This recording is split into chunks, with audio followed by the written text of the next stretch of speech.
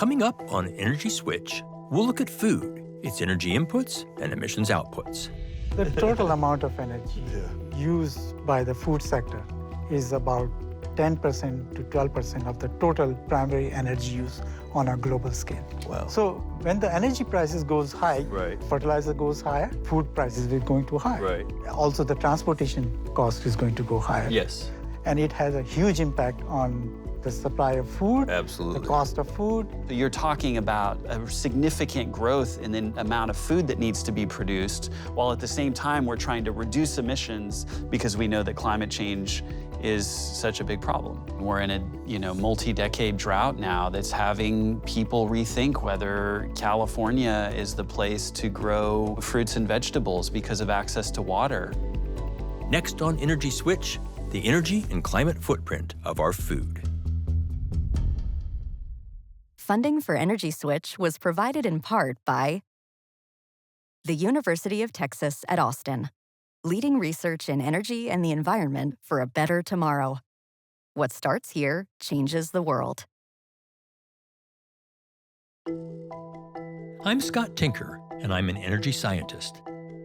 I work in the field, lead research, speak around the world, write articles, and make films about energy. This show brings together leading experts on vital topics in energy and climate. They may have different perspectives, but my goal is to learn and illuminate and bring diverging views together towards solutions. Welcome to the Energy Switch. Everything in our modern lives has energy inputs and emissions outputs, and that's certainly the case for our food. It's not just all the energy that powers the equipment required to grow, transport, and process our food, and the energy inputs for fertilizer required by our modern food systems, but also the emissions from land and livestock, and particularly from food loss and food waste. We'll talk about all this and potential solutions with Dr. Atul Jain. He's a climate scientist and professor studying the intersection of climate and agriculture, the author of several IPCC assessments and more than 250 scientific articles. Ryan Hobart is the Managing Director for Climate and the Environment at the United Nations Foundation, coming from the Energy Division of the UN Environment Program. On this episode of Energy Switch, we'll talk about food, its energy and climate footprint. Let's just kind of talk about what the energy that goes into food. What's the whole chain look like when you're putting energy into making food? Well, that's exactly the right word, is chain. It's when you're producing the food on the land, the farming equipment that it takes to make the food, the fertilizers and pesticides that go into it. You then have to transport the products to often a processing plant. The processing plant itself uses energy.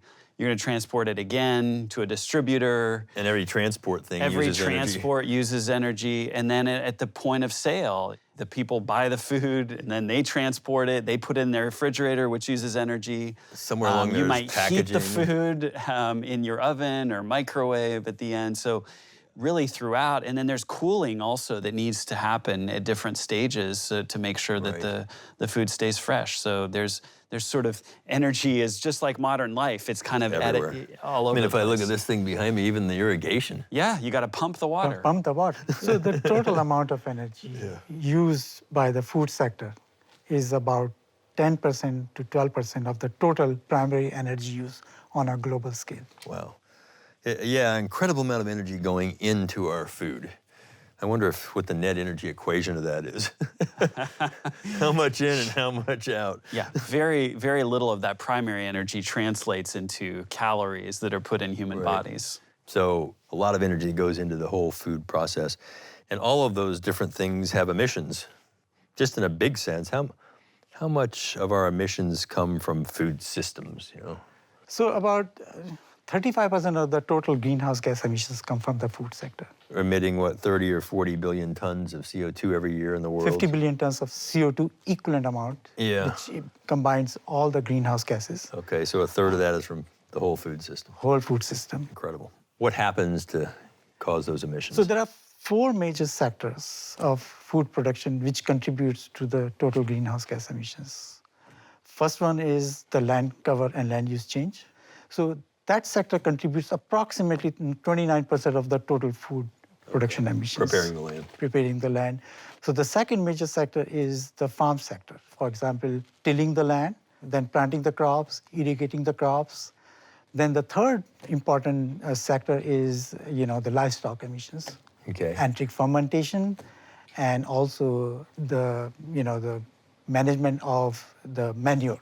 That contributes approximately about 20 to 21% of the total greenhouse gas emissions.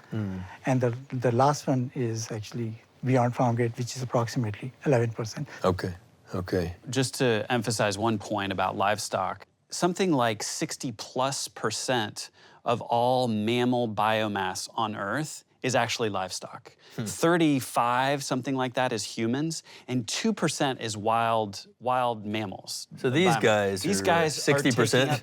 Yeah, there are billions of these animals that are wholly dedicated to feeding us. Beef actually contributes about 69 kg of greenhouse gases Kilograms. per kg of beef. Okay. If I eat a pound of beef, I'm putting out 69 pounds of CO2. Yes, Okay. you're right. They contribute approximately 25% of the total greenhouse gas emissions from the food sector. At the same time, if you think about the plant-based food, like wheat, it's only about 2 kg of actually greenhouse gas per kg. Right, I got you. And so from that perspective, it is a huge amount. It's more than an order of magnitude greater impact if you're doing, beef compared to most vegetables. And there's really two reasons for that. Yeah. I mean, one is we eat the animal and the animal eats the grain that we feed them, and we have to grow the grain. So we're sort of one step removed rather than just eating the grain. The second part is enteric fermentation, which was mentioned, which is, essentially cow burps, which are essentially raw methane coming straight from the animal. And then it's not just cows. We have chickens and fish and sheep and goats and... Yeah, if you're looking at chicken, for example, much less energy intensive, but still, on par with cheese, a little bit less than, for example, pork, I think, but way, way less than beef, which is, lamb, I think, is maybe the other one that's up there with beef. And partly for fish, it really depends. Are they wild caught? Are they farmed? Farming fish can actually be quite energy and emission intensive. The problem with wild caught fish is that we're overfishing a lot of fisheries, and so there are other kinds of trade-offs. Yeah. And then how about the food waste? How much emissions come from the food waste itself? So about 1/4 of the total emissions come from the food waste. In fact, actually, it's a huge amount. A quarter of the emissions in that system is waste. Yes. So that means that of total greenhouse gases across the board, you're talking about 8 to 10% are related to food loss and food waste.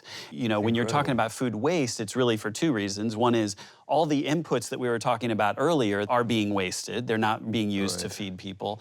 And then food, when it goes to a landfill, emits methane. And unless you capture that methane somehow or you turn it into compost, those emissions are really significant in the food system. So we talk about food loss and waste. So developed countries have a lot of food waste because we know how to store food. The problem is we don't use it when it's edible. Yeah. So we waste it. Used by. The loss piece is mostly a developing country problem where you have crops that sit on the field because they can't be harvested, or they're harvested and they can't be properly stored.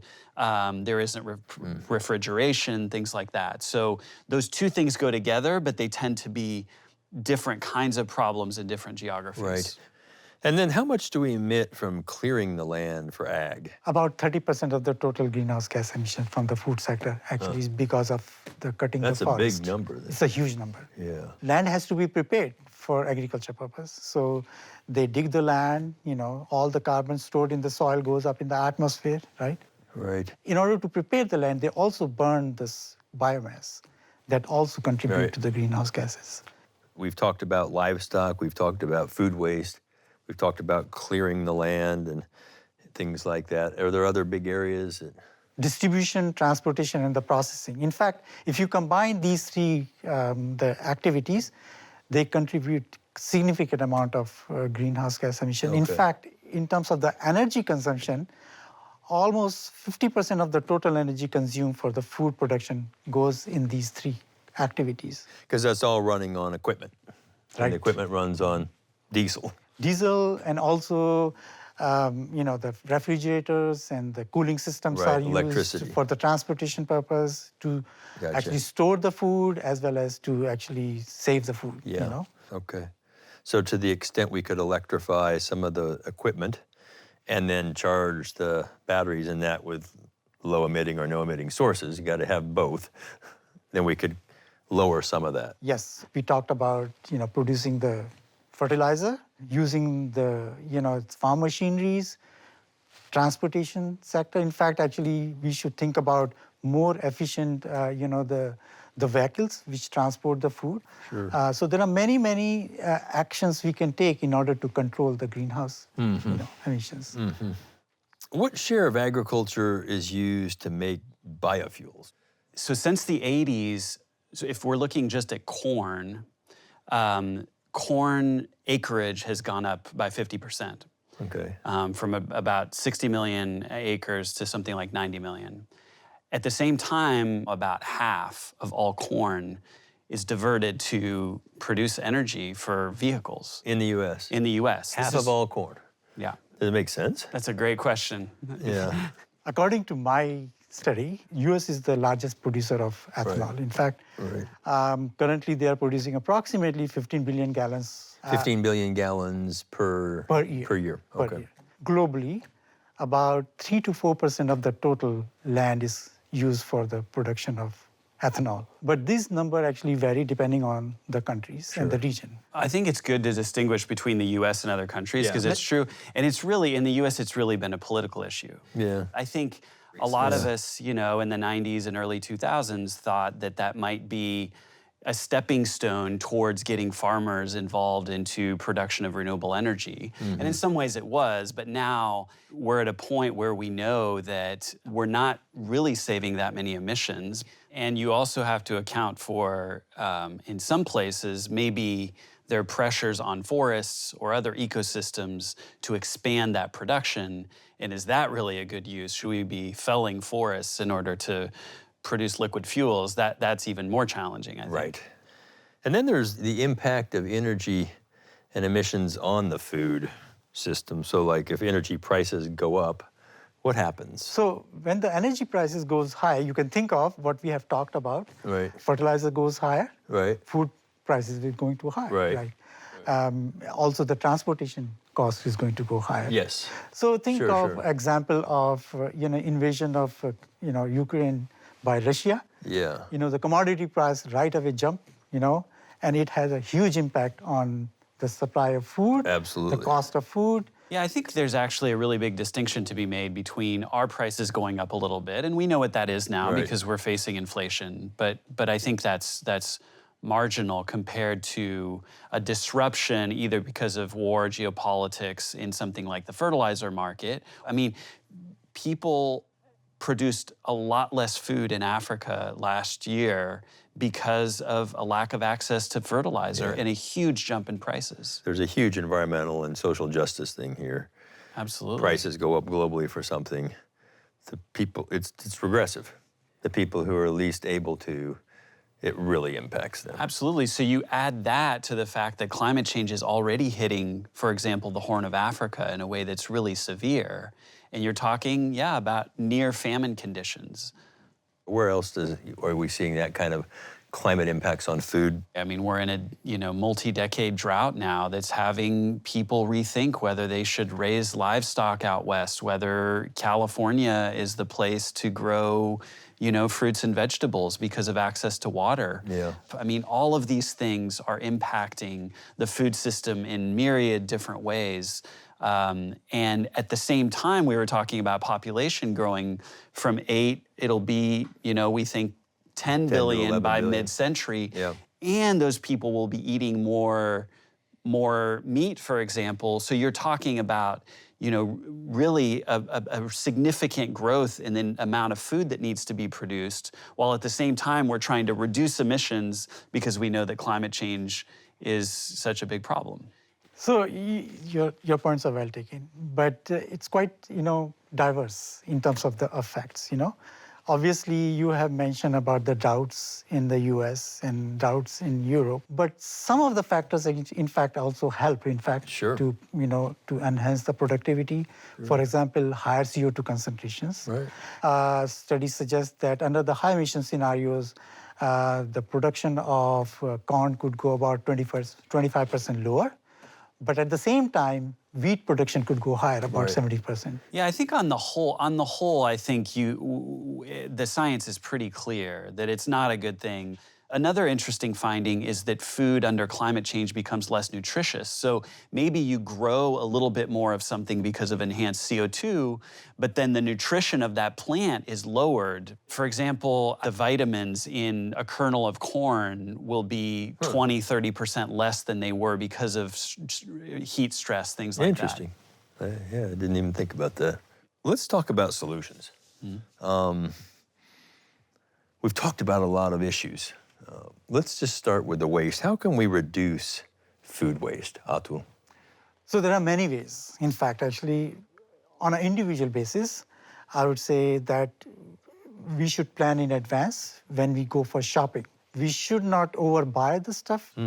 The most important one, in my opinion, is not actually throwing the food in the garbage.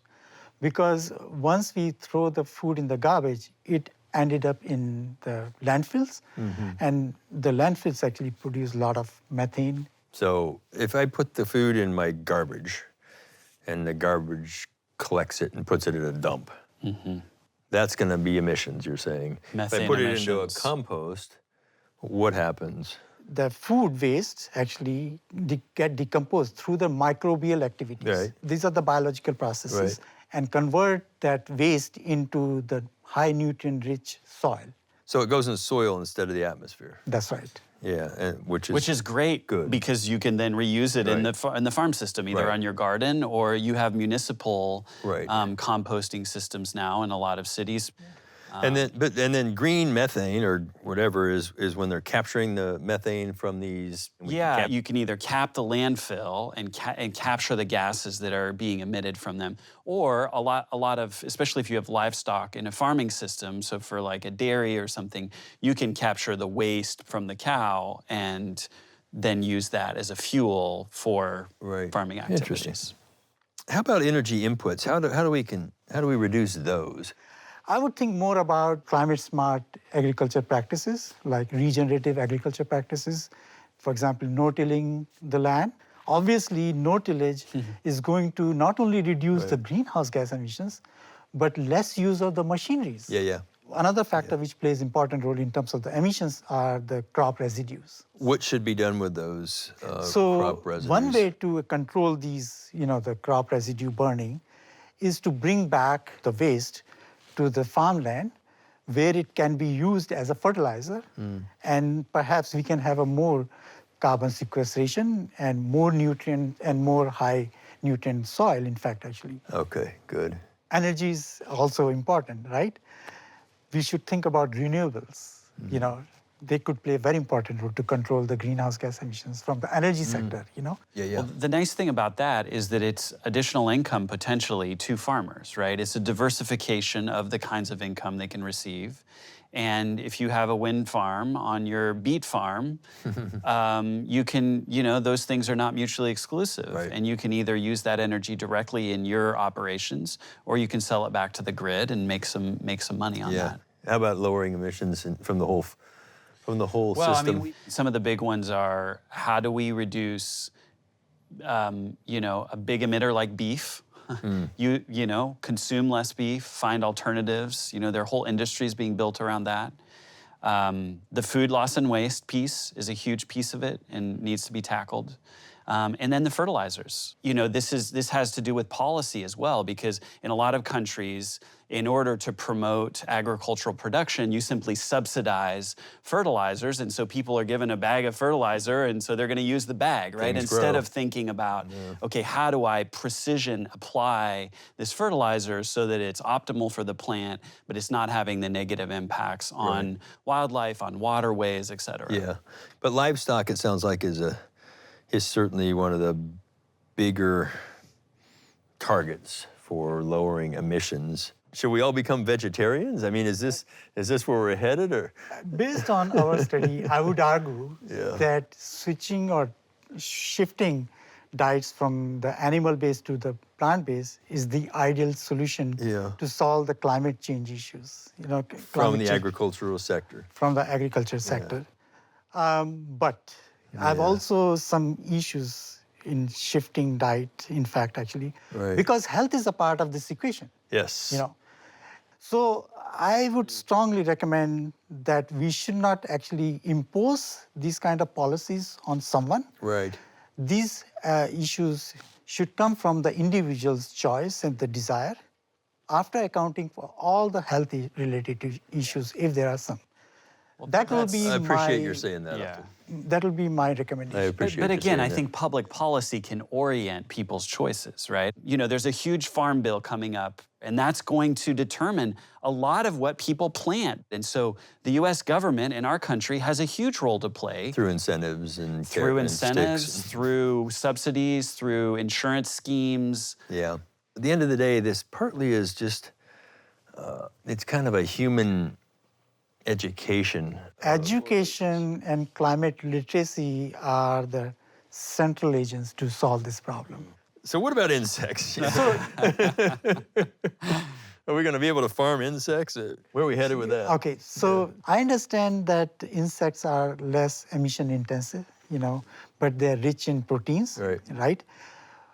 Unfortunately, they are not currently being produced at a mass scale level, industrial level. So it is very difficult to say what are the pros and cons of actually, production, as well as the consumption of these, the insects. I mean, this is one of the points we haven't really made explicitly, which is that food is implicitly cultural, right? And people care about how they cook their food, what their food is, what's in it, who prepared it, how it's prepared. And so it's not something that we couldn't overcome, but it would take a lot of it would take some work. I've done it. Same. You have enough chocolate or hot sauce, you can eat anything. But Well, and you can make it into flour, and it can become, it can be Paste. processed into all kinds of different things where you don't even recognize it as, a fly. let's go kind of sum things up here. I mean, just high level, what are the big action items to manage the energy inputs and the emission outputs from our food systems? Research and innovation, and also developing some advanced technologies are the key to drive any kind of management practices. And the second most important, in my opinion, point is about education. We need to educate about science of climate change, how it is impacting to the younger generation.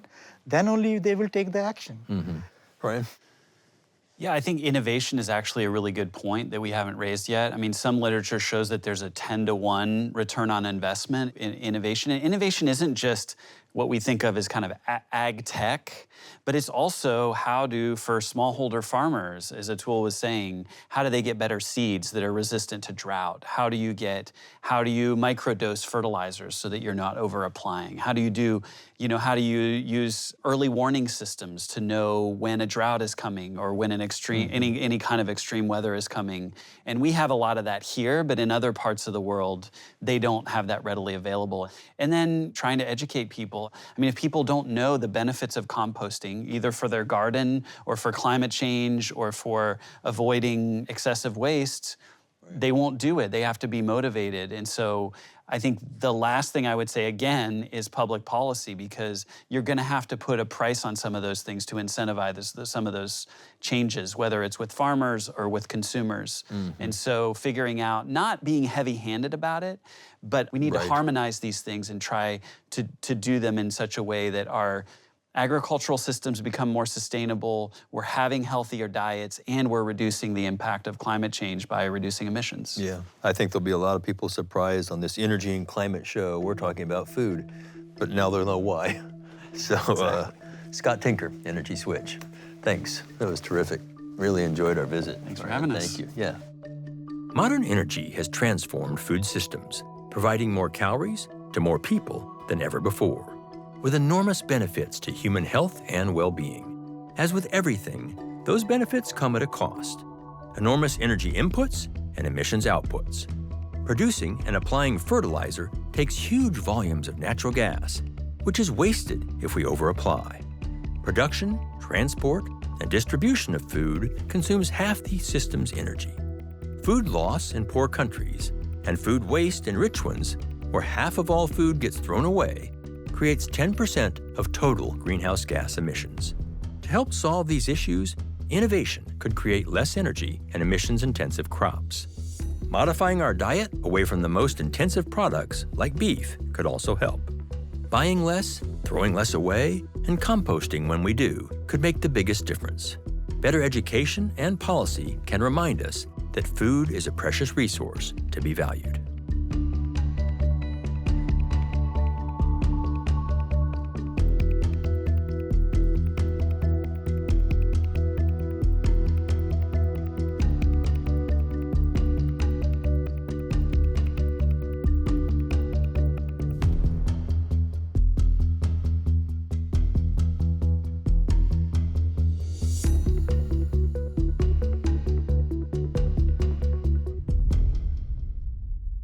Funding for Energy Switch was provided in part by the University of Texas at Austin, leading research in energy and the environment for a better tomorrow. What starts here changes the world.